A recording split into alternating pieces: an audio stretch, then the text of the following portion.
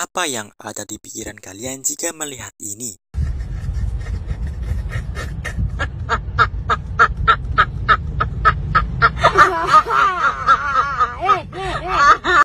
Ya, itu adalah seorang anak yang sedang menaiki motor bersama ibunya.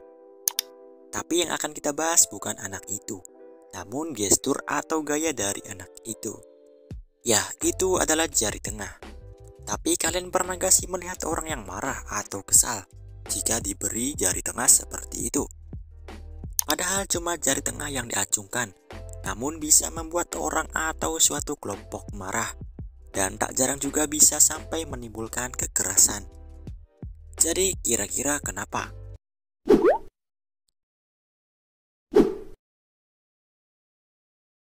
Menurut para sejarawan, gestur ini telah ada sejak zaman Romawi kuno atau Eropa abad pertengahan. Biasa dipakai oleh para bangsawan untuk menghina seseorang. Di zaman Kaisar Augustus, jari tengah diberikan untuk menunjukkan betapa buruknya penampilan seseorang penghibur.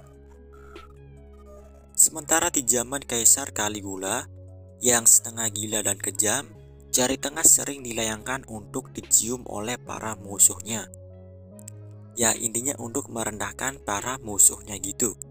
Kemudian ahli antropologi Inggris Desmond Morris dalam wawancara dengan BBC tahun 2012 mengatakan jari tengah di zaman Yunani kuno adalah perlambangan Paulus atau penis. Dia mengatakan jari tengah adalah penis dan jari-jari yang terlipat adalah testis.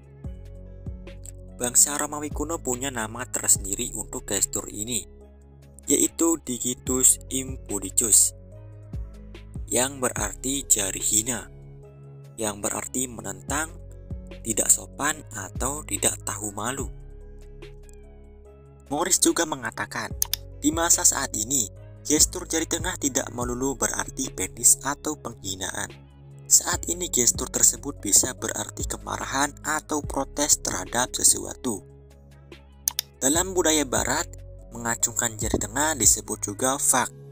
Fuck adalah sebuah gestur tak senonoh. Isyarat ini menyampaikan pesan menghina dalam tingkat menengah hingga ekstrim. Banyak kebudayaan lain yang menggunakan isyarat serupa untuk menunjukkan sikap merendahkan. Walaupun ada pula yang menggunakannya sebagai isyarat petunjuk tanpa maksud untuk merendahkan. Walaupun biasa dipakai untuk menghina, terkadang isyarat ini juga digunakan secara bergurau atau main-main. Namun dari itu semua ada makna lain yang terkandung pada gerakan ini di Jepang, sebuah negara maju di Asia bagian timur. Mengacungkan jari tengah merupakan gestur umum yang artinya ani atau kakak laki-laki. Orang berkebangsaan Jepang kerap memanggil kakak laki-laki mereka Oani, yang pengejaan alternatifnya Oni. Gestur ini tidak pernah dimaksudkan sebagai umpatan di Jepang.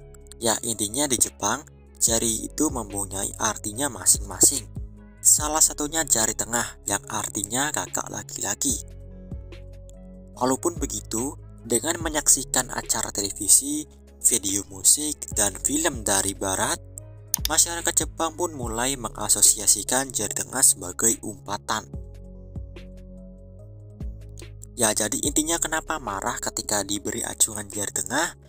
Ya, karena dari zaman Romawi kuno, jari tengah yang diacungkan berarti hinaan atau merendahkan, yang membuat orang yang diberi acungan jari tengah merasa dihina dan direndahkan.